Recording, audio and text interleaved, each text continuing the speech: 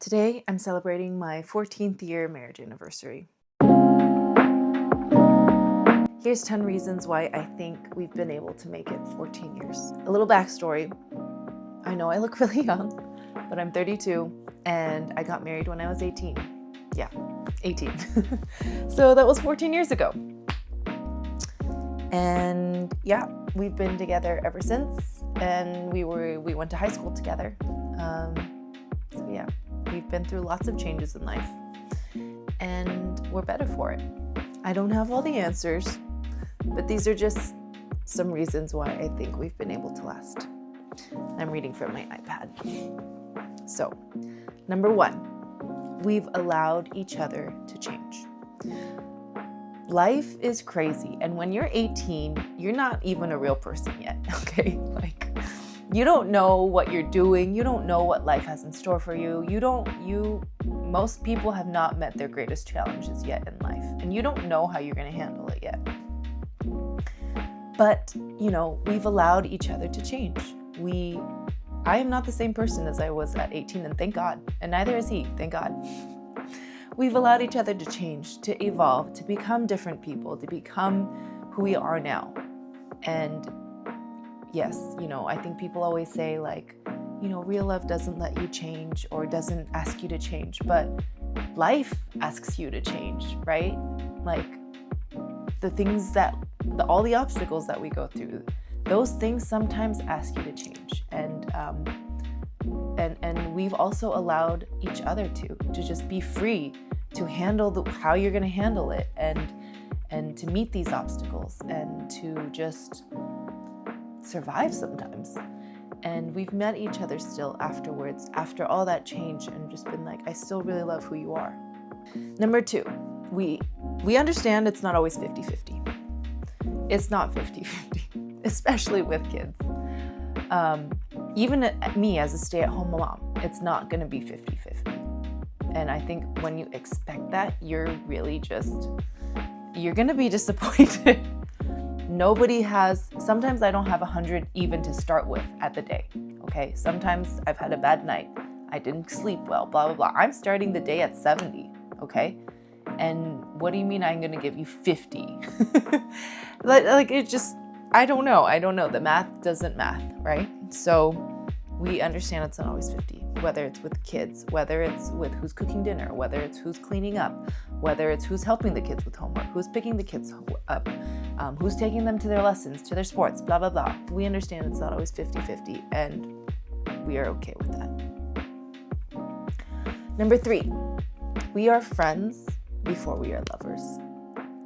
Yes, we're lovers, but also at the basis of everything, we're friends. We respect each other. We love each other. We love each other's time. We love hanging out. But we also want, alone time. We also want you to hang out. We want each other to hang out with other friends. There's just a level of respect, I don't know, that we have, that just is my favorite friendship. We're just best friends. We have things in common. We have things that are different. We have similarities and differences, and those are all things we respect about each other. But I always say we're always friends before lovers, because I think lovers, the excitement or the heat of it all, can get so complex and so, so difficult sometimes. But friendship is the basis of our relationship. We were always friends before we were anything else. And I think that has really helped us just be just calm down sometimes and just figure it out. Number 4, we don't talk poorly of one another in front of other people. No jabs, no nothing like that. Unless it's really funny and the people in the crowd would understand it, because they know both of us really well. But yeah, I used to do that, but I didn't realize how much he hated that. And so that was something that we had to work through too. But, in our time now, we don't say anything bad about each other. Number 5, we make almost every financial decision together, even if we're just buying our own stuff. Usually if it's more than $150 to $200, Like we tell each other, and it might not always be like asking permission. Like if there's something really expensive that I want, like a appliance or something, obviously we have to talk about it. Or like, if it's something extra that I really want, like, hey, do we have space for this? Or like, do we have the money for this? Yeah, those are just things. I mean, it's just checking in, honestly. And because we are a one income family, it's super important for us to be aligned. Number 6, our beliefs align on how we want to raise our kids and how we should spend our money. I think this is really important because we were boyfriend and girlfriend, then we were engaged, then we were married without kids for a little bit, and then we became parents. And that's already so many transitions. And we grew up very, very, very differently in very different households, different rules, different everything. So aligning on how we raise our kids is really important for us, especially raising them abroad. All the decisions, even starting with schooling to how we foster their curiosities, how we foster their athleticism, all these things, like we align, we talk about it. And, yes, obviously there's push and pull here and there about certain things, but at the end of the day, like nobody is disgruntled about how we're raising our kids or what we want for the future of our kids.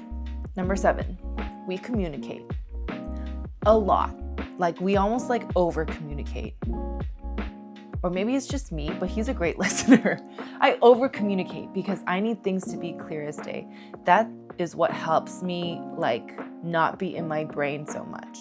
And I'm an overthinker, and I'm a worrier. A worrier, not a warrior. A worrier. So me communicating and him listening and helping me think through all the things that we need to go through and whatever is very helpful. And again, it helps us align, it helps us be on the same page, and that makes all of our lives easier. Number 8, when we have issues or problems, we take time to talk about them only when we can give them our full attention. So mostly during the night, after all the kids are to bed, because throughout the day, there's so many things happening. We do want to update each other. We do want to talk about these things. We do. But one kid's over here yelling mom, one kid's over there fighting, one kid's over there scribbling on the wall, and there's just no way me and him can actually talk about it and actually even solve it. We always try to be solution-based, So yeah, we want to give each other attention, and that just might have to be shelved until we have some peace and quiet when the kids are down for bed. Number 9, we have our own hobbies, but we also have a hobby we do together. So my hobbies, I love playing volleyball, and I love hanging out with my friends, things like that, going out to eat. Those are my hobbies. My husband, he loves working on bikes, he loves tinkering, he loves making things, he loves coffee, so those are his hobbies. And then we do a hobby together, and that is working out. We love working out together. Honestly, sometimes, I don't want to work out. I don't want to lift. I don't want to do weight training, blah, blah, blah. But we spend the time together in the gym, and we're moving our bodies, and he's helping me, I'm helping him. And it's just it's something that really brings us close together because we're doing it for ourselves, for our bodies, for our future, for our kids. And it's just a beautiful thing that we can do together and spend time together. And the last, number 10, is that we choose each other every day. Every day without question. I know he loves me. I know that he would do anything for me. I know that he would do anything for our family. I know even when he's tired, he'll still show up for me. I know that he keeps the best parts of himself private to just share with me and to share with our kids. And I love that. And he knows also that every day when he wakes up, I'll take care of the kids, I'll take care of breakfast. He knows that I'll do those things because I want him to rest a little longer. He knows that, if I'm cooking, he's doing the dishes. He knows that, when I say we're going to work out together and spend that time together, that we're going to do that. Choosing each other every day looks different day to day, obviously. but it's without question. Like, at the end of the day, like, I don't know. I really, truly love the person that he is.